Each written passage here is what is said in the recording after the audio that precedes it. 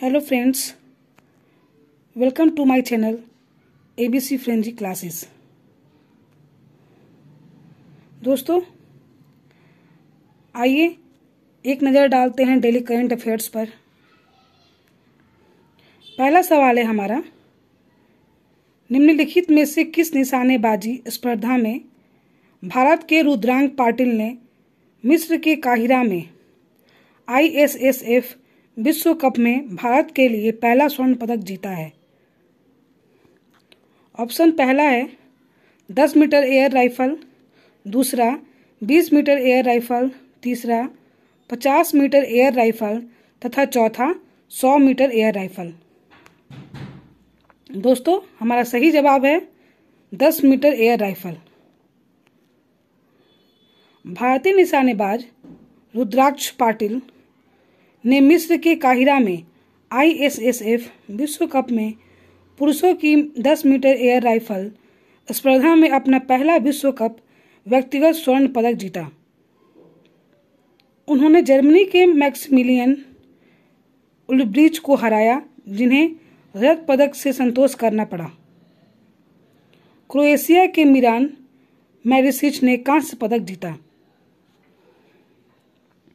महिलाओं की 10 metre air rifle में तिलोत्तमा सेन ने भारत के लिए दूसरा कांस्य पदक जीता। सियोनाद मैकिन्टोश ने स्वर्ण और नीना क्रिस्टिन ने रजत पदक जीता। स्टैटिक पॉइंट है, मिस्र के राष्ट्रपति अब्देल फतह अल सीसी, मिस्र मुद्रा मिस्र पाउंड। दूसरा प्रश्न है, किस वर्ष के लिए एक प्रसिद्ध शास्त्रीय गायक पंडित प्रेम कुमार मलिक को हिंदुस्तानी गायन संगीत के क्षेत्र में उनके महान योगदान के लिए प्रतिष्ठित संगीत नाटक अकादमी पुरस्कारों के लिए चुना गया है? पहला ऑप्शन है 2019, दूसरा 2020, तीसरा 2021 तथा चौथा ऑप्शन 2022। दोस्तों हमारा सही जवाब है 2019। प्रसिद्ध शास्त्रीय गायक पंडित प्रेम कुमार मलिक को 2019 के लिए प्रतिष्ठित संगीत नाटक अकादमी पुरस्कारों के लिए चुना गया है। वह इलाहाबाद विश्वविद्यालय में संगीत और प्रदर्शन कला विभाग में प्रोफेसर हैं। उनका हिंदुस्तान गायन के क्षेत्र में काफी योगदान रहा है। उन्हें वर्ष 2019-20 और 2021 के पुरस्कार के लिए देश भर के अन्य कलाकारों के साथ यह पुरस्कार मिलेगा।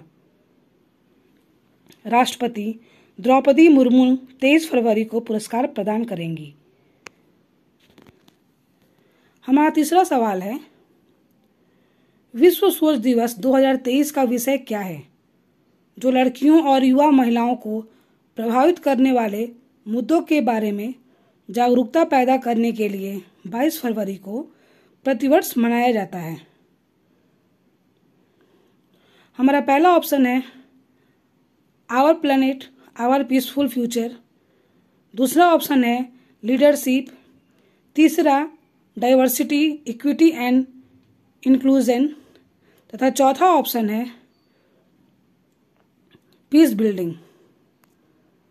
दोस्तों हमारा सही जवाब है our planet our peaceful future.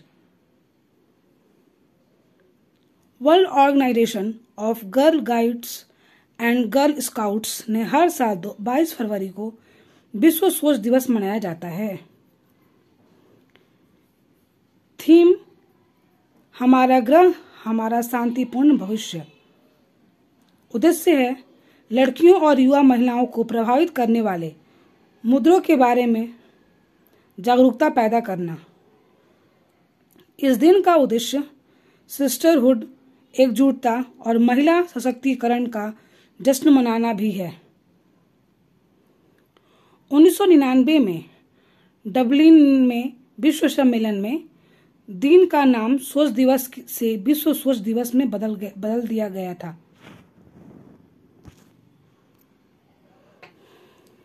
चौथा प्रश्न है, निम्नलिखित में से किस बैंक ने सूक्ष्म लघु और मध्यम आकार के उद्यमों को ऋण देने के लिए मनीवाइज फाइनेंशियल सर्विसेज प्राइवेट लिमिटेड के साथ सह उधार समझौते पर हस्ताक्षर किए हैं। ऑप्शन पहला है एसबीआई, दूसरा एचडीएफसी, तीसरा सेंट्रल बैंक ऑफ इंडिया तथा चौथा ऑप्शन है आईडीबीआई। दोस्तों, हमारा सही जवाब है सेंट्रल बैंक ऑफ इंडिया।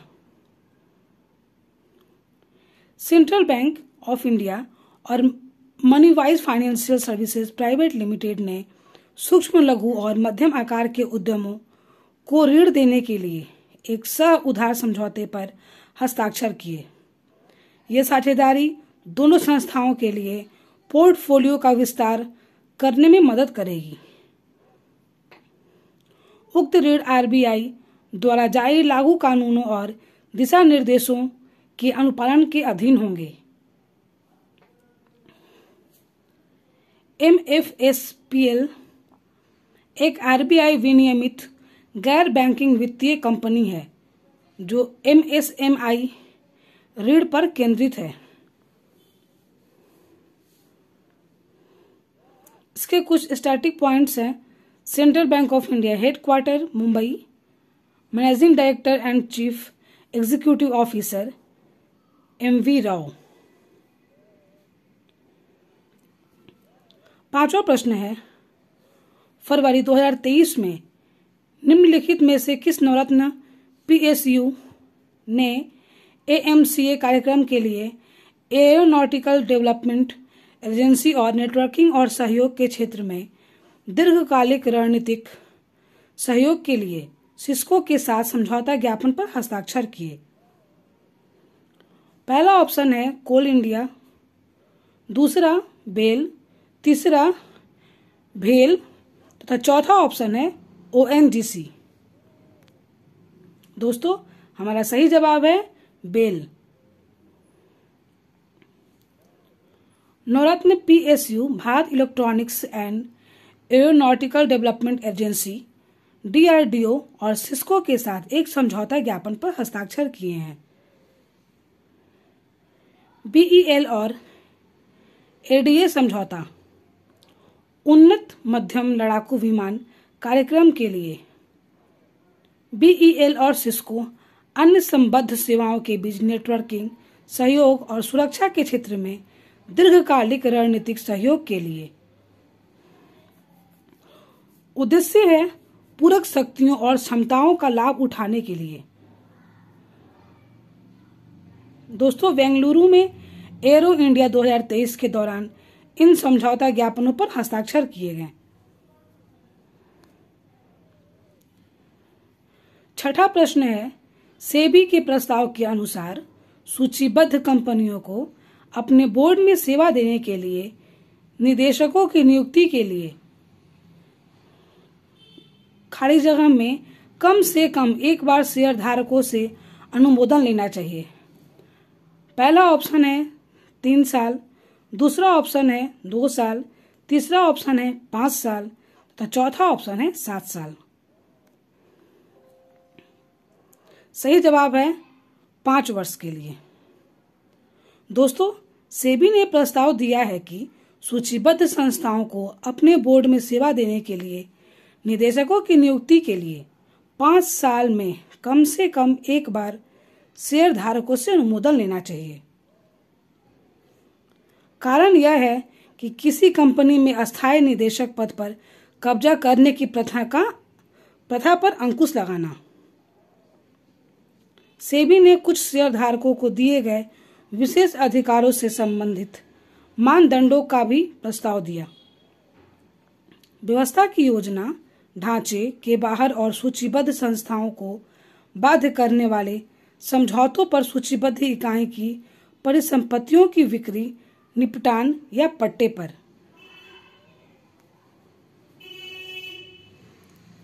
सातवां प्रश्न है हमारा, फरवरी 2023 में तमिलनाडु के राज्यपाल आर.एन. रवि ने 2 पुस्तकों का विमोचन किया। पंडित दीनदयाल उपाध्याय विचारों का फैलाव और पंडित दीनदयाल उपाध्याय एकात्म मानववाद। इन दो पुस्तकों को किसके द्वारा लिखा गया था? पहला ऑप्शन है किरण बेदी, दूसरा बी धर्मालिंगम, तीसरा N.E. बालराम, चौथा अभिजीत बनर्जी। दोस्तों हमारा सही जवाब है बी धर्मालिंगम। तमिलनाडु के राज्यपाल R.N. रवि ने दो पुस्तकों पंडित दीनदयाल उपाध्याय विचारों का फैलाव और पंडित दीनदयाल उपाध्याय एकात्म मानववाद इन चेन्नई का विमोचन किया। यह पुस्तक प्रोफेसर बी धर्मलिंगम द्वारा लिखी गई थी। पंडित दीनदयाल उपाध्याय एक भारतीय राजनीतिज्ञ और एकात्म मानववाद विचारधारा के समर्थक थे। उन्होंने मासिक प्रकाशन राष्ट्र धर्म भी शुरू किया। उन्होंने भारतीय जनसंघ के 10वें अध्यक्ष के रूप में भी कार्य किया। 8वां प्रश्न है 3 दिवसीय 18वीं UIC विश्व सुरक्षा कांग्रेस का आयोजन संयुक्त रूप से इंटरनेशनल यूनियन ऑफ रेलवे और रेलवे सुरक्षा बल द्वारा निम्नलिखित में से किस भारतीय शहर में किया जा रहा है? पहला ऑप्शन है जयपुर, दूसरा उदयपुर, तीसरा रायपुर तथा चौथा कोलकाता। हमारा सही जवाब है जयपुर। दोस्तों 18वीं UIC विश्व सुरक्षा कांग्रेस 21 फरवरी 2023 को जयपुर भारत में शुरू की गई है।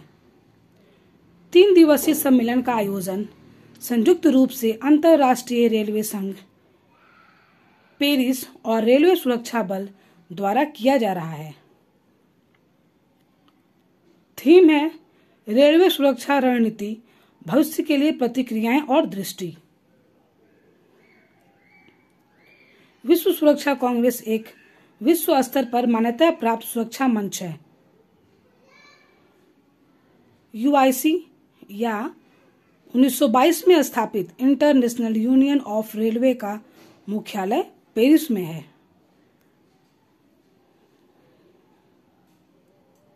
दोस्तों हमारा 9वां प्रश्न है निम्नलिखित में से किस संगठन ने महिला प्रीमियर लीग 2023 के लिए शीर्षक अधिकार हासिल किए हैं? ऑप्शन पहला है रिलायंस, दूसरा टाटा ग्रुप, तीसरा वीवो तथा चौथा बायजूस। हमारा सही जवाब है टाटा ग्रुप। दोस्तों BCCI सचिव जय शाह ने सूचित किया है कि टाटा समूह ने महिला प्रीमियर लीग 2023 के लिए खिताब के अधिकार हासिल कर लिए हैं। WPL 2023 का पहला मैच गुजरात जायंट्स और मुंबई इंडियंस के बीच 4 मार्च को DY पाटिल स्टेडियम में शुरू होगा। अपने पहले सीजन में WPL कुल 20 लीग मैचों और 2 प्ले ऑफ मैचों का मंचन करेगा जो खेले जाएंगे। 5 टीमें हैं जिनमें पहला Delhi Capitals, Gujarat giants, Mumbai Indians, royal Challengers Bangalore और यूपी वॉरियर्स। 10वां प्रश्न है निम्नलिखित में से किस भारतीय संस्थान ने पारस्परिक हित के क्षेत्र में अनुसंधान और विकास के माध्यम से स्वदेशी प्रौद्योगिकियों और उपकरणों को विकसित करने के लिए भारतीय वायुसेना के साथ एक समझौता ज्ञापन पर हस्ताक्षर किए? पहला ऑप्शन है IIT रुड़की, दूसरा ऑप्शन है IIT दिल्ली, तीसरा IIT मद्रास तथा चौथा ऑप्शन है IIT कानपुर। हमारा सही जवाब है IIT रुड़की। दोस्तों भारतीय प्रौद्योगिकी संस्थान रुड़की ने स्वदेशी प्रौद्योगिकियों के विकास को बढ़ावा देने के लिए भारतीय वायुसेना के साथ एक समझौता ज्ञापन पर हस्ताक्षर किए हैं। उनका उद्देश्य आपसी हित के क्षेत्रों में अनुसंधान और विकास के माध्यम से उपकरण विकसित करना भी है। एयरो इंडिया 2023 के दौरान बेंगलुरु में समझौता ज्ञापन पर हस्ताक्षर किए गए थे। IIT रुड़की व्यवहार्यता अध्ययन और प्रोटोटाइप विकास के लिए अनुसंधान में अपनी विशेषज्ञता और सहयोग प्रदान करेगा।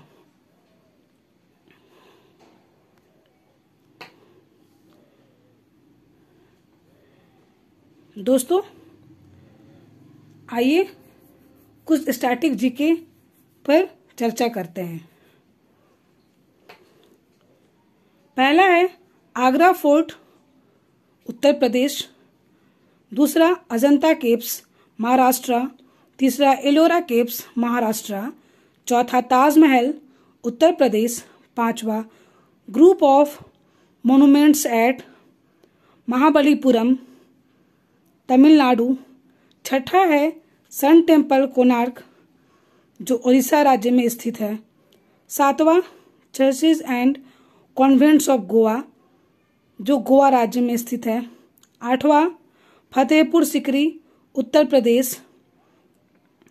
Group of monuments at Hampi, Karnataka. Khajuraho group of monuments, Madhya Pradesh. Elephanta caves, Maharashtra. Great living Chola temples 12, Tamil Nadu. Group of monuments at Pattadakal, Karnataka. Buddhist monuments at Sanchi, Madhya Pradesh. Humayun tomb, Delhi. Qutub Minar and its monuments, Delhi. 17वां है mountain railway of India, Himachal प्रदेश, सिक्किम, तमिलनाडु। 18वां Mahabodhi temple complex at Bodh Gaya, जो बिहार राज्य में स्थित है। 19वां रॉक शेल्टर ऑफ भीमबेटका, जो मध्य प्रदेश में स्थित है। 20वां चंपानेर पावागढ़ आर्कियोलॉजिकल पार्क, गुजरात। 21वां छत्रपति शिवाजी टर्मिनल, मुंबई। 22वां रेड फोर्ट कॉम्प्लेक्स, दिल्ली। 23वां जंतर मंतर, जयपुर, राजस्थान। 24वां हिल फोर्ट ऑफ राजस्थान, जो राजस्थान में स्थित है। 25वां रानी की वाव एट पटन, गुजरात। 26वां archaeological site of Nalanda Mahavihara, जो बिहार राज्य में स्थित है। 27वां capitol building complex, the archaeological work of Le Corbusier, Chandigarh. 28वां historic city of Ahmedabad, Gujarat. 29वां है Victorian Gothic and art deco ensemble, Mumbai, Maharashtra. धन्यवाद दोस्तों।